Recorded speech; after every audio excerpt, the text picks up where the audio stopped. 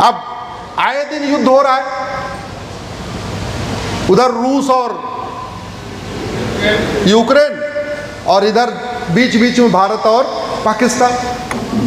आजकल अफगानिस्तान और पाकिस्तान।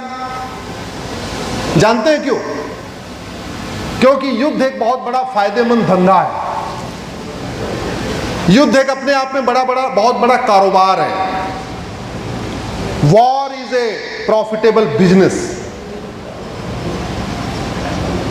वो दवा बनाने वाली कहाँ गए डॉक्टर साहब? एक दवा बनाने की कंपनी है, हाँ बैठे हुए। अब ये जो दवा बनाते हैं, ये क्या चाहेंगे कि ज्यादा से ज्यादा लोग बीमार हो या बीमारी खत्म हो जाए? जोर से बोलिए जरा, जोर से बोलिए जरा। क्योंकि ज्यादा लोग बीमार होंगे तो उनकी ज्यादा दवा बनेगी, दवा बनेगी तो ज्यादा माल पानी आएगा। वो बगल में डॉक्टर साहब बैठे हुए, हड्डी के डॉक्टर है। अब डॉक्टर साहब क्या चाहेंगे कि रोड एक्सीडेंट ज्यादा हो या रोड एक्सीडेंट बंद हो जाए? जोर से बोलिए जरा। अरे अपने दिल पे मत लेना, मैं तो समझाने की कोशिश कर रहा हूं। मैं तो वॉर मॉडल की, वॉर बिजनेस की बात समझाने की कोशिश कर रहा हूं।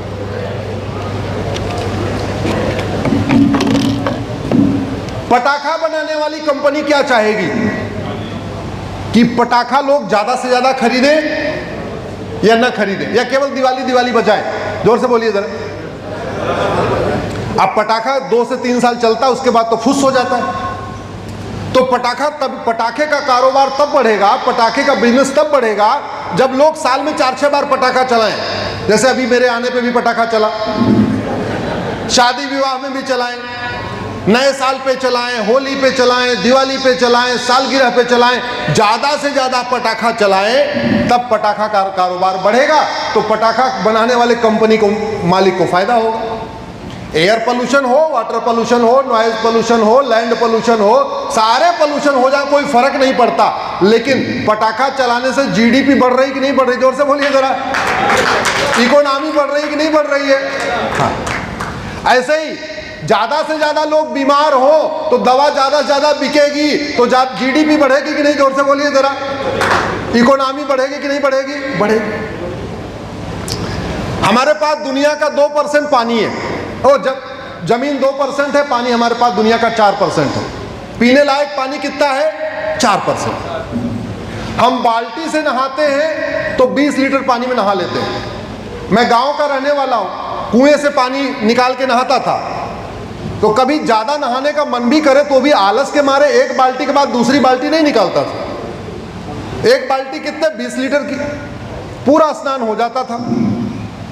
लेकिन रिसर्च ये बताता है कि आप बाल्टी से नहाते हैं तो 20 लीटर में आप नहा लेते हैं, शावर से नहाते हैं तो लगभग 100 लीटर पानी खर्च होता है, और बाथटब में नहाते हैं तो 500 लीटर का पानी खर्च होता है। तो सबसे पानी की सेविंग कैसे होगी? बाल्टी से। लेकिन बाथटब वो बनाने वाला क्या चाहेगा कि ज्यादा ज्यादा लोग बाथटब खरीदे, पानी खत्म हो जाए, ग्राउंड वाटर खत्म हो जाए, कोई फर्क नहीं पड़ता, मेरा बाथटब बिकना चाहिए। उसे जीडीपी, अब बाथटब से जीडीपी बढ़ेगी कि नहीं बढ़ेगी? जोर से बोलिए जरा। पानी के शावर से जीडीपी बढ़ेगी कि नहीं बढ़ेगी? हाँ, 25 साल के बाद हमारे बच्चे प्यासे मर जाएंगे, वो अलग बात है। लेकिन अभी तो जीडीपी बढ़ रही है ना, अभी तो इकोनॉमी बढ़ रही है ना, तो बढ़ने दे देना चाहिए। अधिवक्ता भी बहुत बैठे हैं।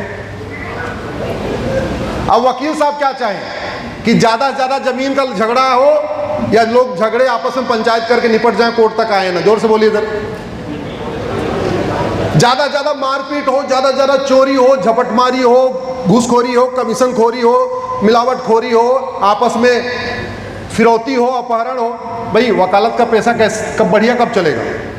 भारत में बढ़िया वकील किसको मानते हैं? जो ईमानदारों को बचाता है, जो आतंकवादियों को बचाता है। जोर से बोलिए जरा।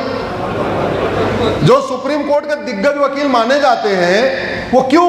क्योंकि वो आतंकवादियों को जमानत करा लेते हैं, वो अलगाववादियों को जमानत करा लेते हैं, वो माओवादियों की बेल करा लेते हैं, वो नक्सलियों की बेल करा लेते हैं। सामान्य व्यक्ति की बेल कराने वाले को बड़ा वकील नहीं बोलते, दिग्गज वकील नहीं बोलते। दिग्गज वकील उसको बोलते हैं जो आतंकवादियों, जिहादियों, उन्मादियों की बेल करा ले। और इस आतंकवाद, जिहाद, मजहबी उन्माद या जो जिसके कारण आदमी बड़ा वकील बन रहा है, वो देश के लिए खतरा है कि अच्छा है? जोर से बोलिए जरा। हथियार बनाने वाली कंपनी क्या चाहेगी कि ज्यादा से ज्यादा युद्ध हो या पूरे देश में, दुनिया में शांति हो जाए? हथियार बनाने वाली कंपनी क्या चाहेगी? पूरी दुनिया के लोग वसुधैव कुटुंबकम मान ले या आपस में लड़ते रहें? जोर से बोलिए जरा। लड़ते रहें।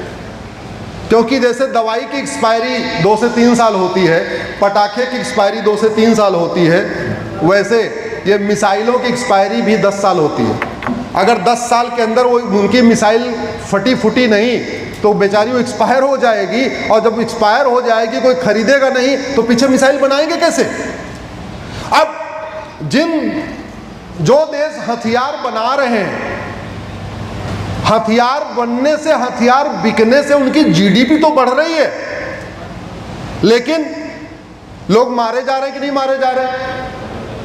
आप ये कह सकते हो कि हमारी इकोनॉमी बढ़ रही है, 2 ट्रिलियन हो गई, 3 ट्रिलियन हो गई, 5 ट्रिलियन हो गई, लेकिन नतीजा क्या होगा? हमारे यहाँ बच्चा पैदा होता था, माँ का दूध पीता था, लेकिन उसको भी एकदम उपभोक्ता बना दिया, उसको भी कंज्यूमर बना दिया। बोले माँ का दूध ठीक नहीं है, इसको बचपन से ये वाला दवाई दूध दो, मैं नाम नहीं लूंगा, खामखा उसका ऐड क्यों करना। बच्चे को क्या कर रहे थे? सरसों का तेल लगा रहे थे और सरसों का वो बुकवा बना के मालिश कर रहे थे। बोले नहीं नहीं नहीं नहीं, जॉनसन बेबी लगाना है, जॉनसन बेबी। हमने बच्चे को वो भुगता बना दिया। अब जॉनसन बेबी बनाने से जॉनसन की कंपनी तो बढ़ गई, हमारे बच्चे का इम्यून सिस्टम कमजोर हुआ कि नहीं हुआ? जिसको सरसों का बुकवा लगता है, सरसों का तेल लगता, उसकी इम्यून सिस्टम मजबूत होती, धूप सहने, ठंडी सहने की उसकी क्षमता बढ़ती, उसको हमने बचपन में जॉनसन बेबी लगा लगा के कमजोर बनाया कि नहीं बनाया? जोर से बोलिए जरा। कभी आपने सोचा कि जिस भारत में बाजीराव पेशवा 12 घंटे सूर्य नमस्कार करते थे, उस भारत में 5 घंटे में सूर्य नमस्कार करने वाले क्यों नहीं बचे? आज की डेट में दारा सिंह जैसा पहलवान क्यों नहीं पैदा हो रहा? बाजीराव पेशवा जैसा लड़ाका क्यों नहीं पैदा हो रहा? छत्रपति शिवाजी महाराज जैसा करेजियस लीडर क्यों नहीं पैदा हो रहा? महाराणा प्रताप जैसा करेजियस लीडर क्यों नहीं पैदा हो रहा? कणाद जैसा वैज्ञानिक क्यों नहीं पैदा हो रहा? महर्षि भारद्वाज जैसा साइंटिस्ट क्यों नहीं पैदा हो रहा? महर्षि चरक जैसा डॉक्टर क्यों नहीं पैदा हो रहा? महर्षि सुश्रुत जैसा डॉक्टर क्यों नहीं पैदा हो रहा?